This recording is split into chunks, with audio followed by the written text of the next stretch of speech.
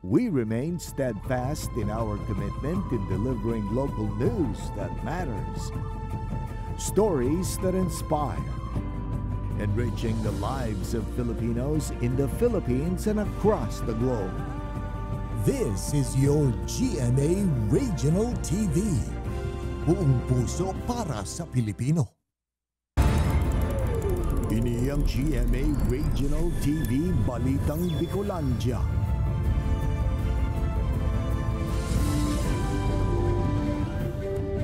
Diyos marhay na hapon mga kapuso, uninaan Balitang Bicolandia. Hatod miyan pinakadarakula asin pinakabagong mga bareta sa Kabikolan. Kami ang tropa nin katotohanan, mahatunin mga baretang mayong pigkikilingan, mayo nin pigpoprotehiran. Live halidigdi sa GMA Complex sa Naga City. Ako po si Kate Dalavieres.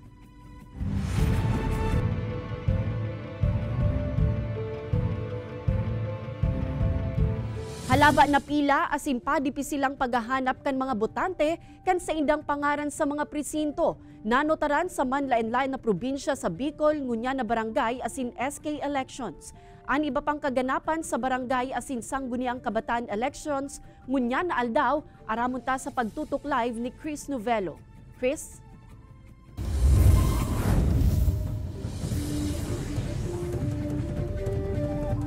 Kate, mga botante nga didipisilang maghanap kan sa indang mga pangaran sa voters master list.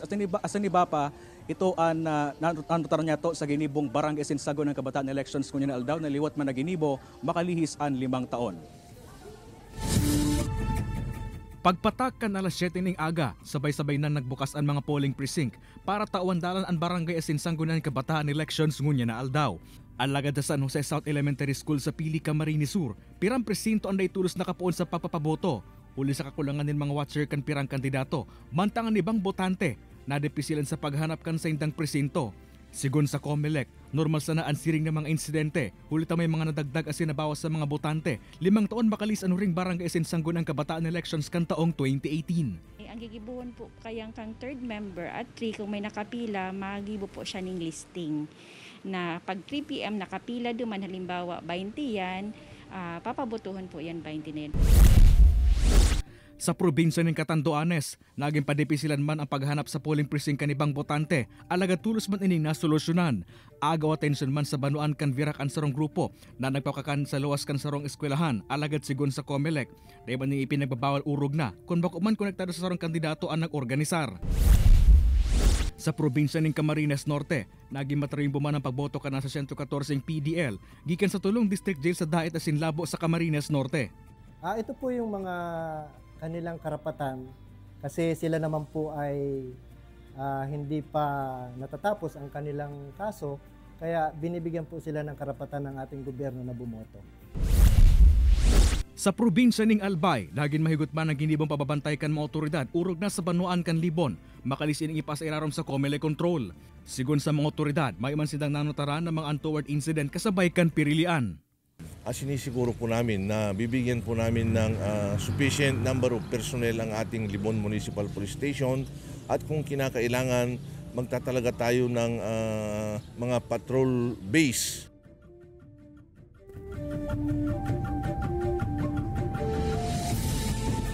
Kate, pasado alas 3 ka natapos na ang pirilian na sindigdi sa Julian B. Meliton Elementary School. Mayo naman subot na mga nagpila para maghabol pa na magboto. Mahiling taman Kate ang mga residente digdi sa likod ta na nagaabang asin nagbabantay sa magiging resulta kan pirilian ngunya na aldaw. Kate? Jos Mabalos Chris. Duwang insidente nin pambabadil na irehistro sa Baleno, Masbate. Mas pinahigot na seguridad, pigpautubon yan sa nasambitan ng banwaan. May report si Rosie Nieva. Kasabay ka nangyaring eleksyon ngunya na aldaw, maririsa ang mga checkpoint operations kan PNPS and AFP sa banwaan kan Baleno, Masbate. Inimakalis mairehistro ang duwang magkasunod na insidente nin pangbabadil sa duwang barangay, duwang aldaw antas magtapos ang campaign period. Oktubre 26 kan piglaog asin pinaputukan kan pirang kalalakihan ang harong ni Teresita Bello na nagdadalagan como kapitan sa barangay kan Kahoraw. Mayo maning tinama ang tao sa nasambitan ng harong, apwera sa makuapo ni Belio na nagsapon nin mga gasgas sa lawas makalis bugbugon kan mga sospek. Yung tao po, nakatutok ang baril sa akin, tapos pinataas ang kamay ko, tapos pinadapa. Saro sa mga nasusog na sospek ang incumbent barangay chairman sa lugar makalihis mahagop kan CCTV. Inaresto man inikan mga otoridad alagad na kalibre man tulos makalihis makapagpiyansa. Sarong sospek man ang idinalagan sa ospital makalihis tamaanin bala alagad ay pamalinaw kung si isa ang nakabadildigdi. Si Bello ang nagdalagan sa pagkakapitan na naging kalaban kan agom ka na sambitan ng incumbent barangay chairman. So isa po doon sa nakita namin based doon sa video, sa CCTV footage is si Kapitan mismo na. So yun nga, dahil meron na rin kaming nakita mga ano doon and based din doon sa account ng mga nandun sa loob na na-identify nila yung ibang personalities doon. So in-effect po namin yung arrest kay Kapitan. Mientras tanto, Oktubre 27 man kan sarong lalaki na pigsasabing taga-suporta kan sarong kandidato sa Barangay Sugong ang pinaurananin bala kan mga armadong kalalakihan. Maswerte man na dahi tinamaan ang biktima. So allegedly po, ang gamit na sasakyan ng mga suspect is kasi naplakahan nila yung sasakyan na gamit na Ford Raptor na puti na pinaniniwalaan na pagmamay-ari po ng Vice Mayor dito sa municipality ng Balino. Pigpupulbaran pa kan GMA Regional TV Balitang Bicolandia na makuananin pahayagan Vice Mayor kan Banuaan makalis maimbueltoan sa iyang pangaran sa nasambitan ng insidente. Kinumpirmar man kan Comelec Masbate na maikukonsidera nida como election-related incidents ang duwang insidente. Ini si Rosie Nieva, Balitang Bicolandia.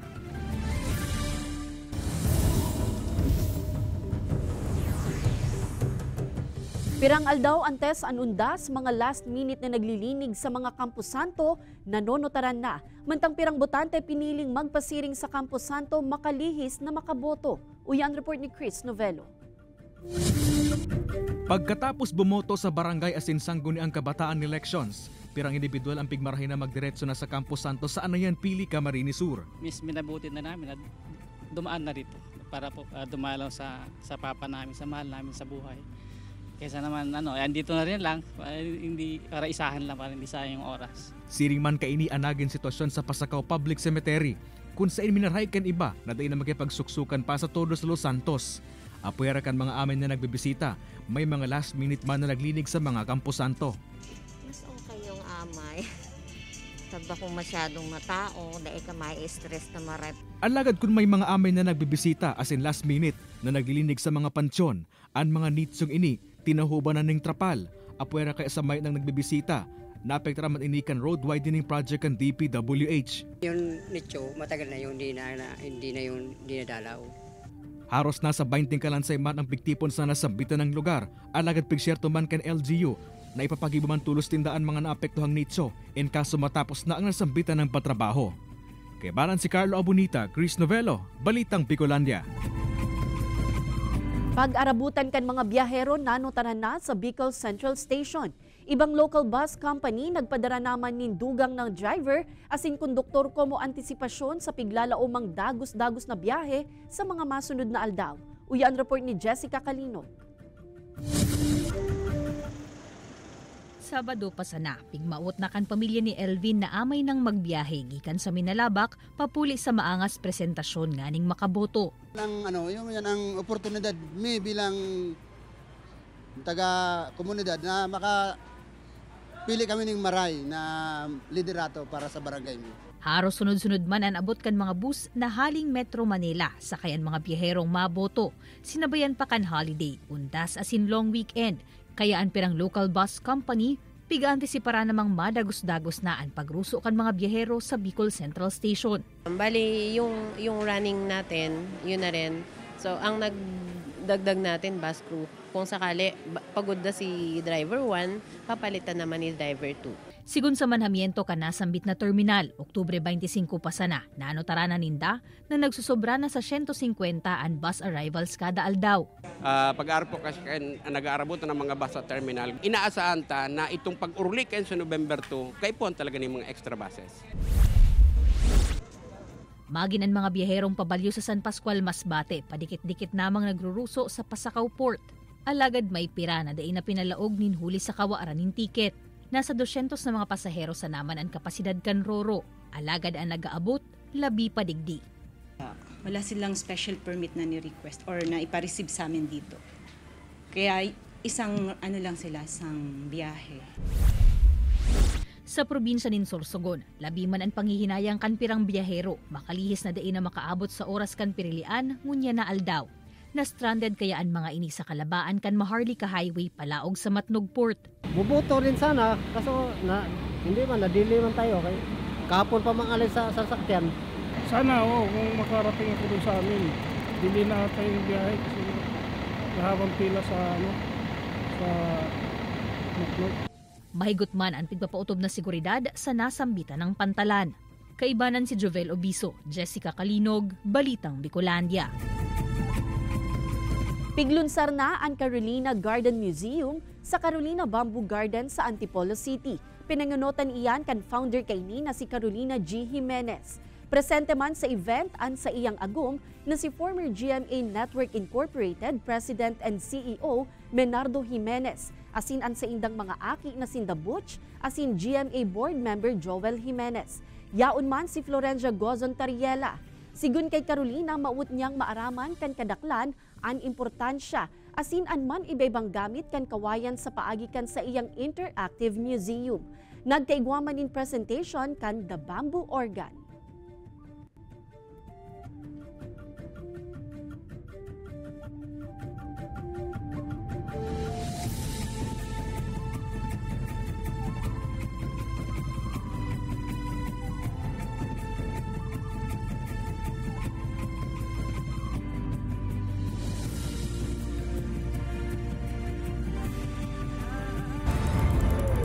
Ini ang GMA Regional TV Balitang Bicolandia.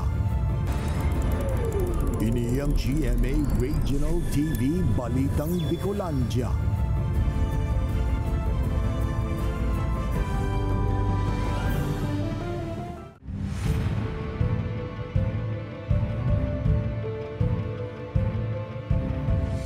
Early voting hours sa Naga City naging paborable subuot sa mga senior citizen asin PWD sa syudad. Alagad pirang aberya sa pagboto na irehistro man sa pirang polling centers. May report si Jessica Kalinog.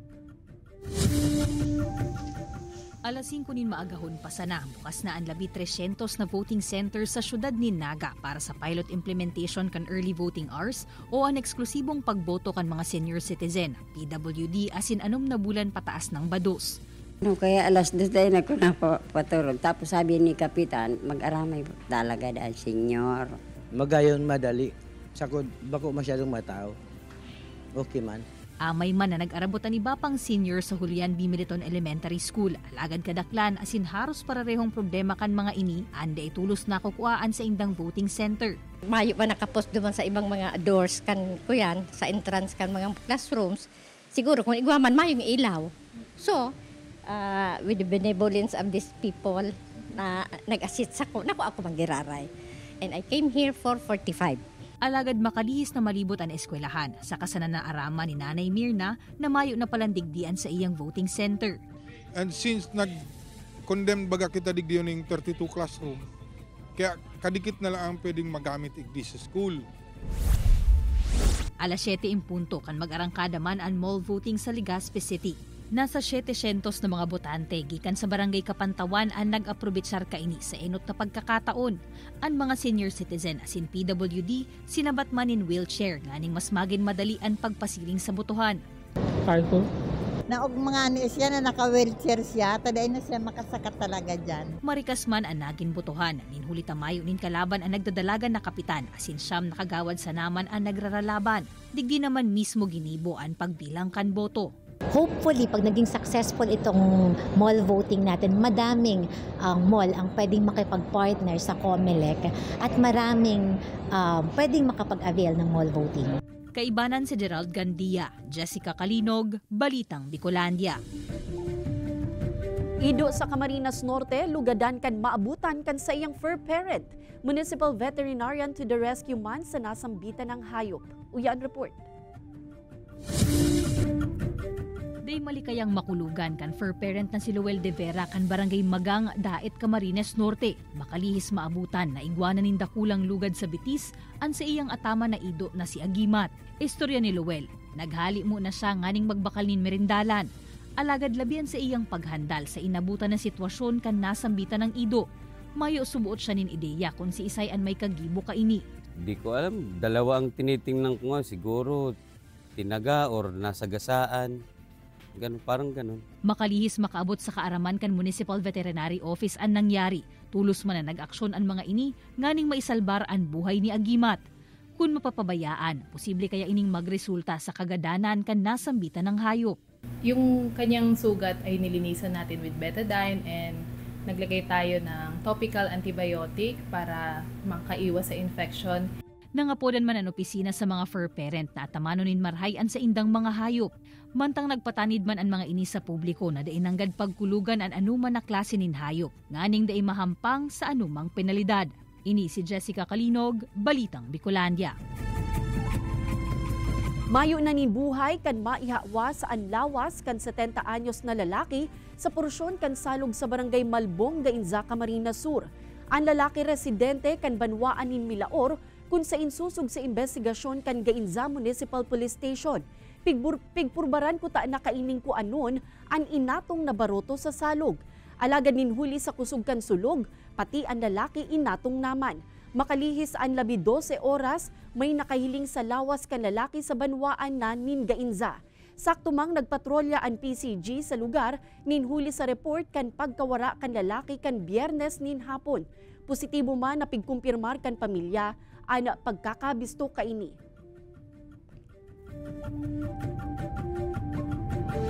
Cuteness overload ang trick-or-treat event sa City Hall grounds sa siyudad ni Naga. Mga nagbaling kaakian nagdonar nin mga lumang kawatan para sa less fortunate na kaakian ngunya na maabot na Pasko. Uyan istorya ni Chris Novello. Oktubre 31 pa sana, pigseselebrar na kan publiko ang Halloween Day. Alagad kanal daw nin Biyernes. Mahihiling na ang level up na nakakatakute na Halloween costumes. Kag nasa 300 na mga kakian sa trick-or-treat event na ginibo sa City Hall compound.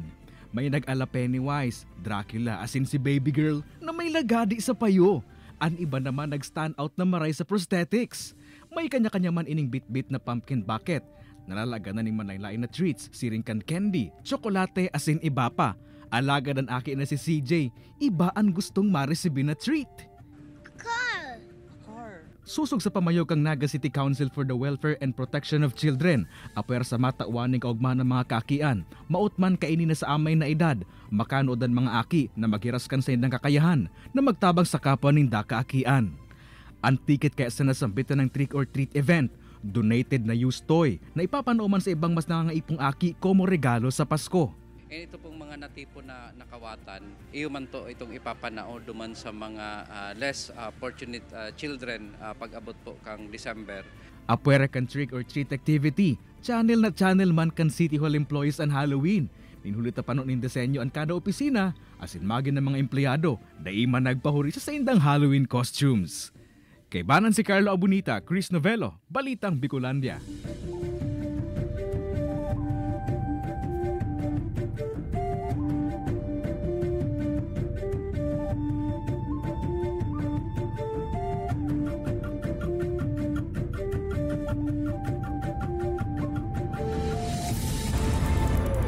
Ini ang GMA Regional TV Balitang Bicolandia.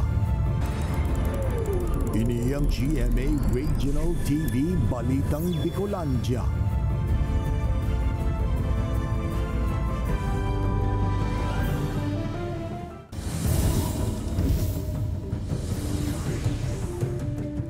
Mga paragibo ni lapida sa syudad ni Naga sibut na sa dakul na orders para sa undas. Uya ang report ni Jessica Kalinog.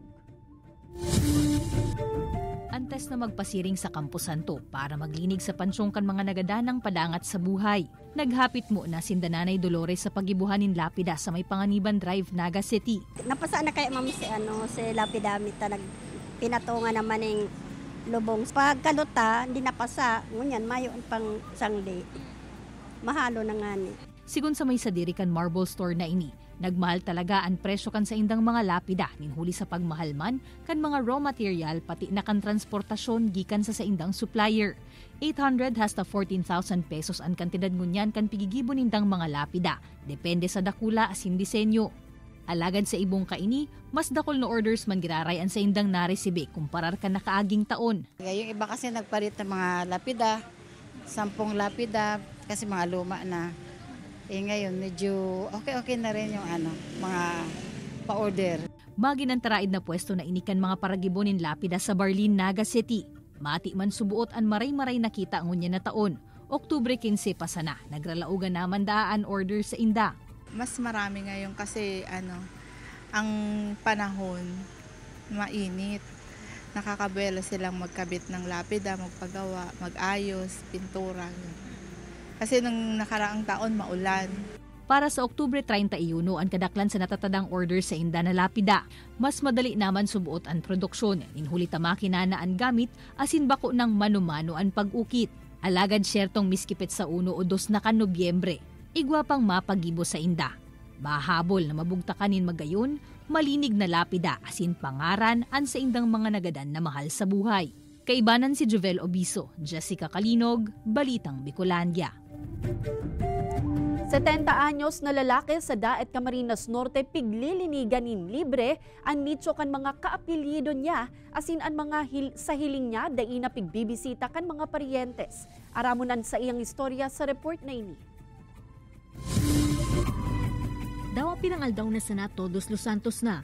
Alagad malaymay pagiraray ang mga nagbibisita sa Campo Santo sa Banwaan kan Daet Camarines Norte para palinigan ang nitso kan sa indang mga nagadanang paryentes. Alagad ang 70 anyos na si Danilo Abiera, may magbisita man umayo, magpalinig man o dai, duro-diretso sana sa pagtatrabaho sa Laocan, Campo Santo. 30 taon na subuot na naglilinig asin nagpipinturan ni mga nitso si Danilo sa mga pampubliko asin pribadong Campo Santo sa Banwaan. Alagad daw ang nagpapabayad si Danilo kan sa iyang serbisyo, may mga pagkakataon na pigigibo niya ining libre, urog na kung may nahihiling siyang mga nitso na kaapilyado niya. Nililinisan ko, patapos may nadalaw, binibigyan akong pera. Isay ko, wag ka ko tahi, wala man akong kausap dyan. Bukal sa loob ko, hindi ako nagpapabayad. Maski ang mga nitso na sa hiling niya, dain na nabibisita kan pamilya kan mga ini, piglilinigan naman in libre ni Danilo. Kung baga sa nalakas ako, kahit ganito mga edad na, parang nakakatulong ang kaluluwa. Sa ngunyan da isubot aram ni Danilo kung halimbawa na siya naman ang mamaaram sa kinaban, igwaman daw nin taong magibo kaini para sa iya. Alagad man tang makusog pa, bigsyerto ni Danilo na padagos niya ining gigibuhon, urog na sa mga nitso na garo na lingawan na kan sa indang mga pamilya. Ini si Rosie Nieva, Balitang Bicolandia.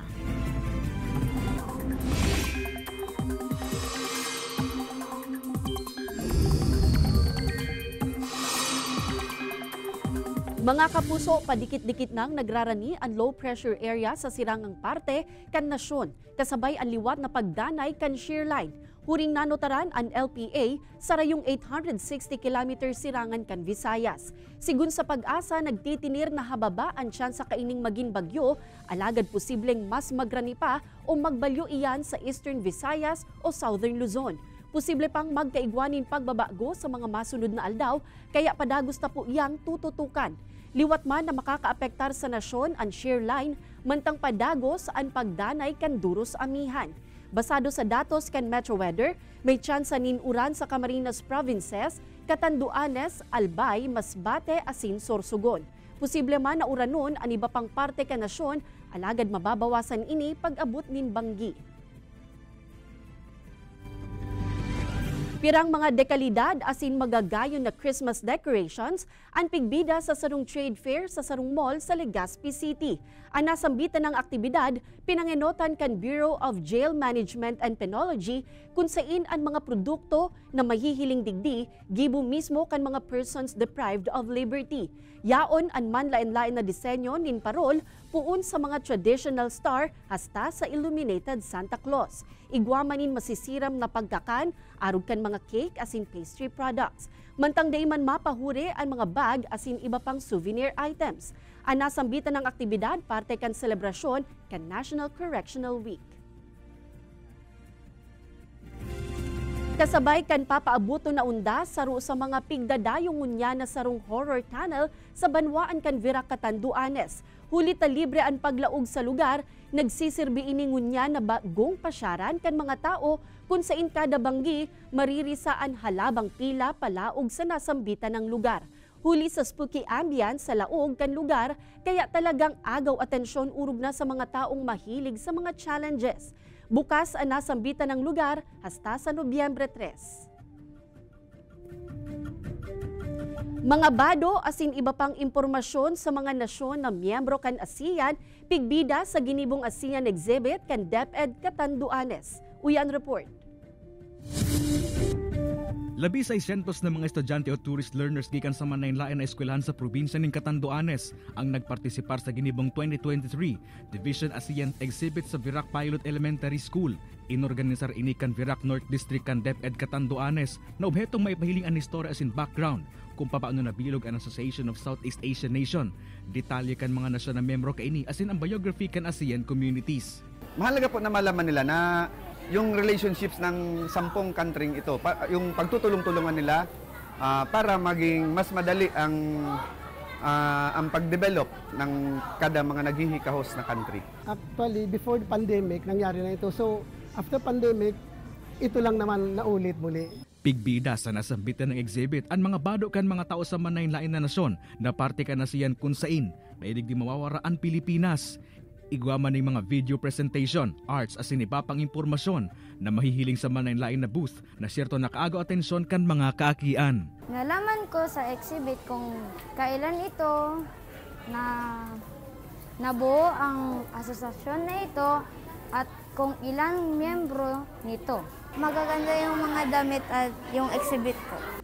Ang nasambitan ng aktibidad, ang taon na napigigibo alagad gunyan sa nabinuksan sa mga tourist learners puon grade 1 hasta grade 12.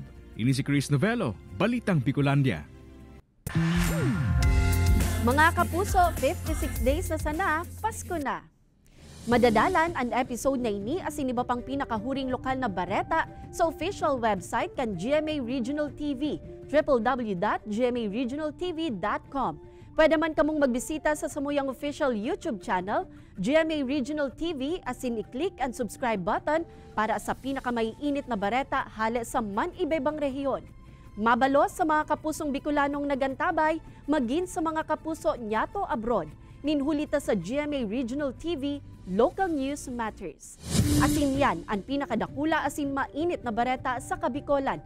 Ako si Kate Dalovieres, kami ang GMA Regional TV Balitang Bicolandia, bilog na pwersa para sa mas dakulang misyon asin mas mahiwas na pagsirbi sa nasyon.